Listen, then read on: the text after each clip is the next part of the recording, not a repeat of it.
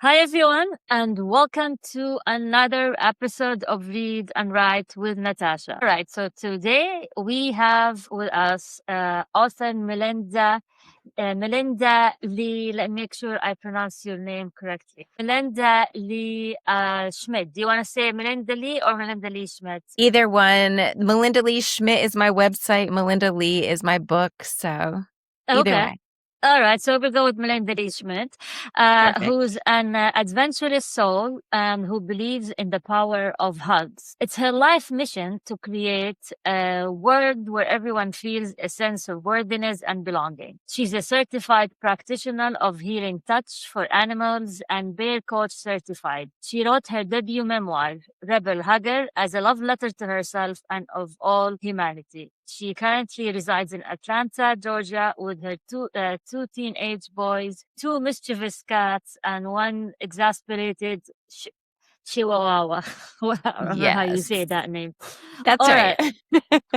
Okay, Miranda. So, I think the first question is going to be about hugs. Sure. So, you spent a whole year hugging like random people, or how did this Yes. experiment work? If you could tell me about first the idea, and then what happened, and then the memoir. Yeah, absolutely.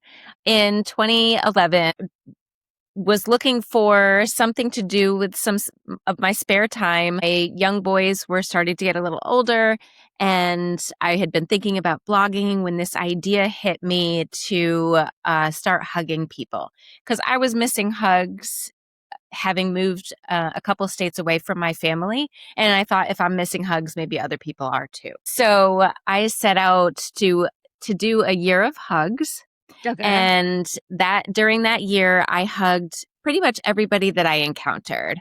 And so it was not some creepy thing. Like I didn't just randomly hug people. I would always ask permission first. Okay. And um and then give them a hug. And then at the end of the day, I would blog about it. And that's how my year of hugs went. And the memoir came about because at the end of my year of hugs, I was like, man, this is going to be my life mission. This is going to be the thing that I do for the rest of my life. I don't know what's going to come of it, but it's going to be amazing.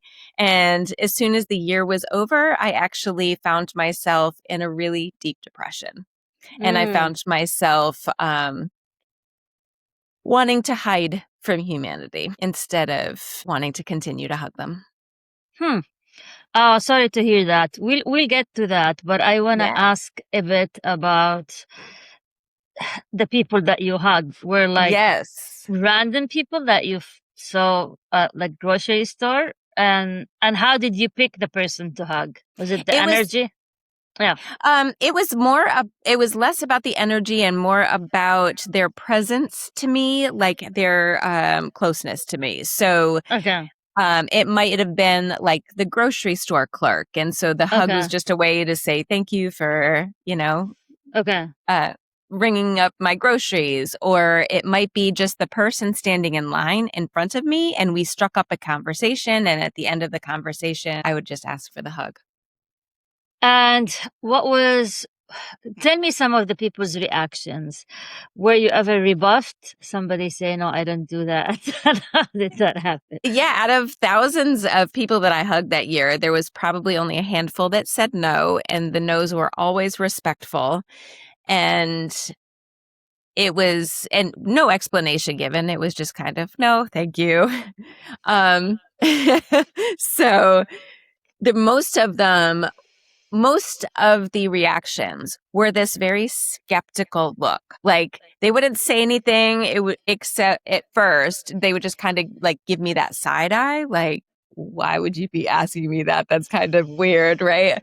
And then I would kind of like just open up my energy to show my vulnerability and my that I really was asking them for a hug. And usually at that point they would be like, okay, because the curiosity kind of took over. And then after I gave them a hug, the reaction afterwards ranged from just pure joy to laughter to tears to to just okay, we're just going to go on with our days. Hmm. And did anyone like has anyone been kind of aggressive and said like gave you this look that you're crazy or something like that, or said something offensive to you, or Not during my year of hugs. Not anybody, not any of the strangers that I was hugging. I take it back. There was one time when somebody was really offended because apparently she had said no to me once before and I hadn't remembered. And so okay. she was like, "You've already asked me that." No. So, but really, that was it. Why do you think people would say no? Like people who actually refuse a hug. What do you think is going on with their lives, with their psyche, with their um just curious from your experience. Have you Yeah, ever thought about the people for who sure. refuse the hug, refuse the free hug? Yeah, I've definitely thought about that. And I know that there have been times in my life where I just don't want anybody in my energy, right? Like I Okay. just want to kind of be left alone.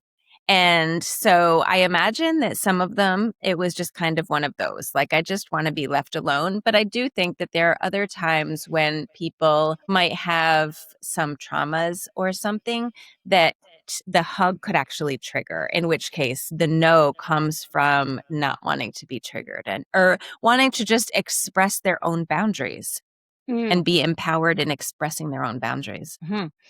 And how did you feel after hugging them? Uh, always my heart always felt like it just grew, like, which is why at the end of the year, like, I just expected it to be just magical, I guess.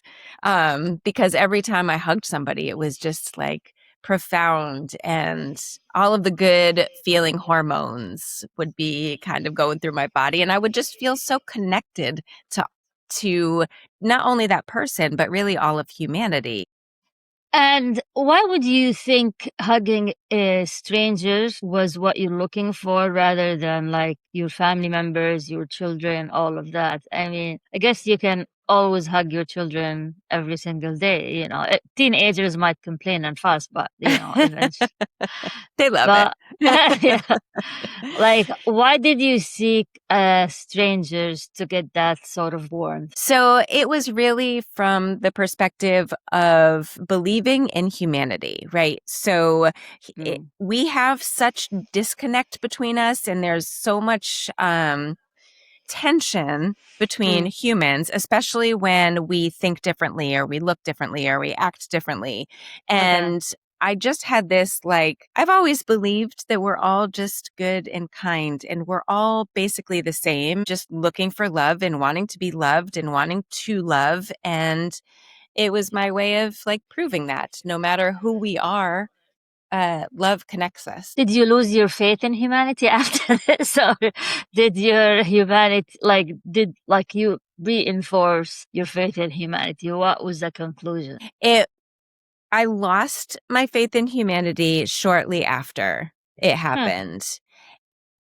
Well, Ultimately, and I can explain that in a minute, but ultimately in the end, um, it it restored my faith in me, which was the biggest piece that was missing. And once I restored my faith in me, I felt connected, and that restored my faith in humanity again. But hmm. after it was over, when I fell into that depression, I began to see all of the awful qualities that humans did. Hmm. Let's talk about this. So, why do you think that happened? Is it because you missed the hugs, or why do you think you fell into depression after I a think year of loving? Yeah. I think it was because I was tired, because I was giving love from an empty cup because I Mm, hadn't given that love to myself yet first. And it mm, needed to have been given to myself first. And without having it here, without having it for myself, by the end of the year, I was just completely depleted. I had nothing left to give because I hadn't allowed myself to receive. Like when you don't have the love for yourself, it's really difficult to believe it was, for me, it was really difficult to believe that I was worthy of that love too. I felt like it was transactional. So as long as I was out there hugging others, then of course I was worthy of love because I'm out there doing this thing for others. So that means that I deserve it in return. But it doesn't quite work that way. It does, but it has to come from here first. Like I had to find it for myself first. And then once I found it for myself, the act of loving and the act of hugging becomes the an expression from my overflowing cup. And then I don't get depleted at that point. Does that make sense? Yeah, but why do you think you were depleted when you were giving those hugs? Because I was seeking the validation and I was seeking that love during that year. I was seeking it and I was looking for somebody to validate me, and nobody was doing it because it wasn't their job to do it. It was mine to give to myself. So, what is the core theme of your memoir? Like your documented journey. So, what is the conclusion? The core theme is that humans are kind and good, and that humanity begins with you. It begins with love of the self. And from that love of the self, it just blooms and blossoms and grows. Oh, I'm hoping you're out of that depression phase, and Yes. that's good. That's good to hear. And we've all been there. Yes. If what do you think helped you get out of it? Well, it was a path of discovering my own worthiness, and that path led me to see that the relationships that I was in at that time in my life were not very supportive to me. And so the relationships that I was in had a tendency to keep me feeling invalidated and to keep me feeling not worthy. And so I removed myself from some of those relationships. And then I went on another hugging trip. It was a cross-country hugging trip where I spent a month going around the country, staying with the very people that I was hugging. Half of them were strangers, half of them were people that I knew. And during that time, I set this very intentional curiosity to notice how other people were relating to each other, because I had a feeling at that point that other people's relationships were probably healthier than the ones that I was in.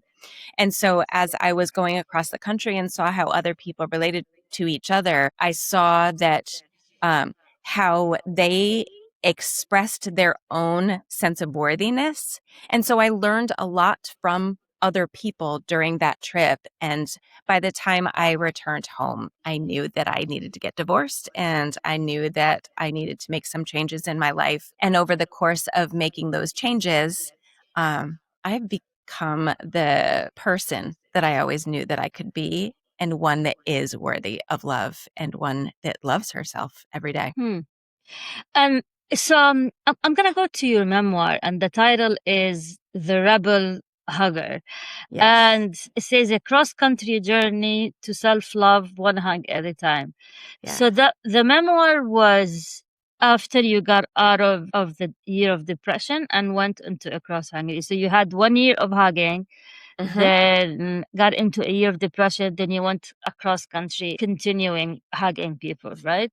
Yes, that's correct. So where did you go? You did cross country. Where did you go across America? What are the cities and towns that you went to? Yeah, so I started in Atlanta, which is where I currently live, and I traveled through Alabama and New Orleans, across Texas. I got to go to Albuquerque during their balloon fiesta, so I got to experience that, which was a bucket list item of mine. I was very excited. I traveled up California, all the way up into Washington State and across to Vancouver, down through Idaho, and then across Colorado over to Chicago, and then back down through West Virginia, and I ended in Raleigh, North Carolina. which is where my original Year of Hugs had happened. Okay. All right. So I want to talk a bit about the book. So the cover design is gorgeous. I might have to say Thank that it you. is. Thank you. And so how was your publishing journey? Did you self-publish, get a publisher? And if you can just walk us through this. Yeah, I self-published, and because it was my first book and the only type of writing that I'd really done up until that point was blogging, which is very different from writing a book, I hired a book coach. And so the book coach helped me through every single iteration of the book. And then she also helped to edit and do all of the different editing. And she really walked me through the entire process. So it was self-published with the help of Maggie with unsettling books. And how did you find your book coach? She was one of the people that I met when I was on the cross-country trip. It was very serendipitous. She's like one of the people that you hugged. She is one of the people that I hugged on the trip. When I stayed in New Orleans, or when I was passing through New Orleans, a friend of mine that was there said, "Have you ever met Maggie? If you're thinking about writing a book, you should talk with her." And so she connected me with her. And so we just went out to dinner when I was in Colorado. And so she was at the back of my mind when I finished the trip and started writing the book. And so she was who I used. And so how are you marketing the book now? You know, it's one of the things, the hardest thing for a self-published author and even like traditionally published author is marketing. Yeah. You know, I know we're talking on a podcast and that's becoming like popular a lot these days where people go on podcast tours. But I'm curious, what have you been doing to market your book? A little bit of not really everything, but a little bit here and a little bit there. So what I've done is I've done three book signings. One of which was a book signing with it was kind of a combination of a book signing with a workshop, which was really cool. That was a really cool event. And then the other two were just book signings. I had my book launch. I have done newsletters. I have a Substack. I've been doing a lot of the podcasts. That's been my primary marketing at this point, has been the podcasts, but also just talking about it when I'm with people. And I'm curious about Substack, because you mentioned Substack, and it's been exploding, and a number of authors are transitioning there. How has your been experience, you know, writing there and promoting your work? I haven't put as much of my energy and attention there. It was more before I published the book. I had been spending a lot more time there and I loved it then. That was a couple of years ago, maybe 2 years ago. And I loved it then because it reminded me of what blogging was like back in 2010. Right. Yeah. So that was really fun. And I liked the community aspect of it. When I've been on lately, it's felt a little bit more social media rather than the blogging style. So I think I have to just go in and play a little bit more with it. Yeah. Yeah. So in terms of all these marketing efforts, which work the best in terms of ROI? You know, if you do an analysis, talking to people, just making sure that every single time I'm in front of somebody new, they know that I have a book and this was a great book and they should buy it, and and just talking with them about it. That's really been my greatest marketing. You reminded me of the story. Once I went to a book festival and there was a shuttle that takes people from one location to the book festival, and I was on the shuttle and I chatted with a random woman. I told them I'm an author. I just she was sitting next to me on the bus. She's like, "Yeah, really? What's your name?" She pulled her phone, got her Amazon app, and bought the book right in front of me. Yeah. I mean, that's exactly what happens. Yeah. So you talk to people, they pull out their phone. Yep. Amazon. They do it right then and there. So in terms of KDP and figuring out Mhm. all the Amazon stuff. How did you figure out all that and the formatting? And I'm just curious about your journey for anyone who wants to self-publish their book. How did you teach yourself all of that? I didn't. Okay. Um, Maggie from Unsettling Books, I highly recommend her to anybody that is looking for that little bit of help.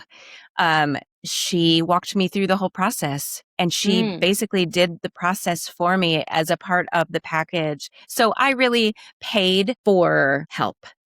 mm. And I knew from my own personal sanity, time, efforts, that that was the right decision for me. So for anybody that has the means to do that, I highly recommend her. Oh, cool. I'm looking at Mhm. her stuff right now.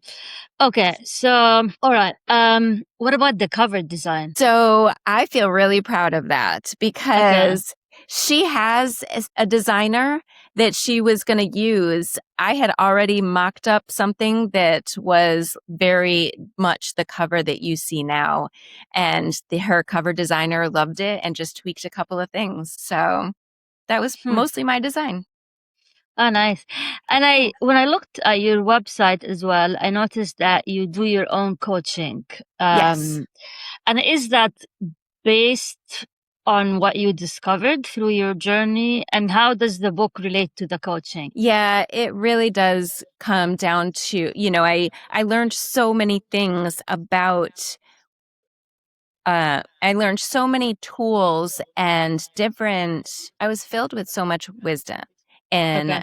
finding that self love that I really wanted to impart that on people and also be able to help other people who are struggling with that same journey of not feeling like they fit in or feeling like um, they aren't valued unless it's transactional or, um, just not believing in themselves or and I wanted to help, especially women, to find that it for themselves, mostly because I really believe that women will change the world Hmm. when And we are empowered. Yeah. yeah. And how do you get clients for your coaching business? Great question. That is something that is an ever evolving discovery that Yeah. I'm still working on. Yeah. Yeah. I think that's the hardest part, at least for Yeah. me, when you start your own business is client acquisition. And there's some people who are really good at it, Yep. but it takes, I think, a lot of years of figuring out what the Yeah. system works. So Yeah. what does the future hold for you in terms of writing? Do you plan to do something in addition to this? Are you gonna go another hugging tour? What is your future plans? I'm not really sure. Right now, I'm really enjoying the um unknown. And I'm really enjoying the fact that in the unknown, anything is possible. I think that I might do another hug journey at some point, and if I do, that will definitely be another book. But right now, I'm enjoying life. That's nice.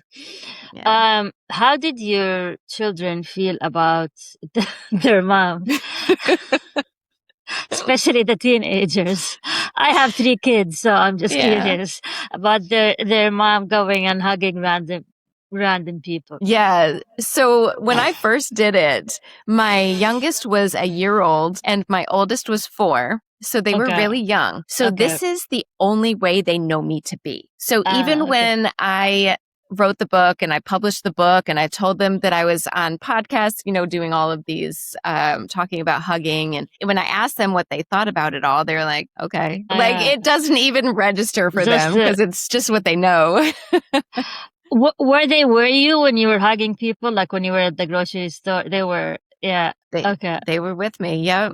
And, they were really cute. Like my 4-year-old, he's very much an introvert, very introverted. And so he at one point was just like, "I don't have to hug them, do I?" And I was like, "No, you are absolutely do not have to hug them." But then there was this one day that we were in the parking lot of a Kroger, a Target, and the sun was just setting. So it was kind of that eerie time of day when the light is just, you can't quite see well, but it's not quite dark yet. And your eyes are adjusting. And this guy was walking over towards me And I was like, oh, I don't think I could do the hug right now. Like, this is not the time, you know?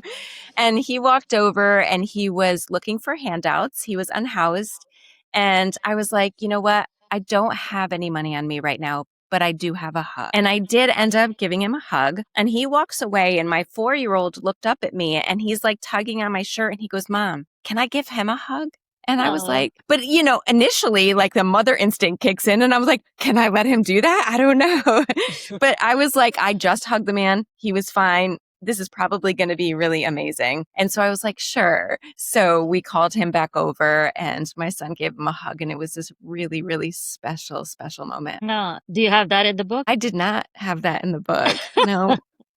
That will be for one of the other books. Oh, yeah. Do you think the fact that you were like a woman and a mom made people more likely to trust you and hug you? Like if you were a man, like randomly going to people asking like women for a hug, it would be they won't get the same reception. Yeah. So I do know that I had privilege with my the way that I look, the fact that I was a mom. Like I know that all of that played a factor. Mm.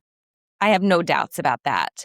That being said, I really was inspired to do this in the first place because of my dad. Because growing up, my dad was always a hugger and he would hug random people during times that you wouldn't really expect. And not just other people, but like he was such a big hugger of other guys. So that's just who he was and what he did. So he was my inspiration, actually. That's not. Did he read the book? Yeah. Yeah. Okay, that's Yeah. nice. Yeah. All right. So usually before I conclude, I like to, I mean, sometimes when I remember to ask to ask the guest about books that they're currently reading or that they read, like recommending. You know, we're coming at the holiday season and people buy books and gift Yeah. them. What kind of books you would want to gift? If you know, I give you like a Barnes and Noble gift card, and I tell you buy books that would you just wrap and put under the tree if you can pick those books that you want to gift. Yeah. So my number one would be Untamed by Glennon Doyle. I read it. Good. Yes. I actually have the cheetah on my arm from the forward. Yeah. Yeah. Okay. So that was very impactful for me. Other books, The Tao of Pooh is a really great book to give because it's just done really well. And that made a pretty big impact in my life. Right now, I'm reading, I can't think of the name of it, and I won't hold up our That's podcast okay. for me to think of the name of it. But Untamed okay. is definitely the the number number one one. for me. Yeah. Huh, And any of well. the Brene Brown books. Yeah. Okay. Yeah. Well, how do you feel about like some of the books by Mel Robbins or like Let Them, which I loved Let Them. okay, yeah. Yeah, that was a great one. Okay, yeah, because that's kind of created a whole movement as well. Yeah. Yeah. All right, great. So this has been wonderful, Melinda, and Yeah. I'm glad that you did that. You gave people hugs. You published you wrote about your experience and published it, and you know, gave us a glimpse of humanity. And Humanity really is good, people. Like we are so much closer than we are like apart. well, that's good to know. Well, so thank you for joining me today. And how can people Thank you. reach you and get your book? What's the best place to reach you? How can they find you? You can go to my website, melindaleeschmidt.com, and my book is on Amazon and Barnes and Noble and any of the places online where books can be found. Excellent. Well, thank you very much, and I appreciate it. And for anyone who's listening or watching, thank you for joining us for another episode of Read and Write with Natasha. And until we meet again.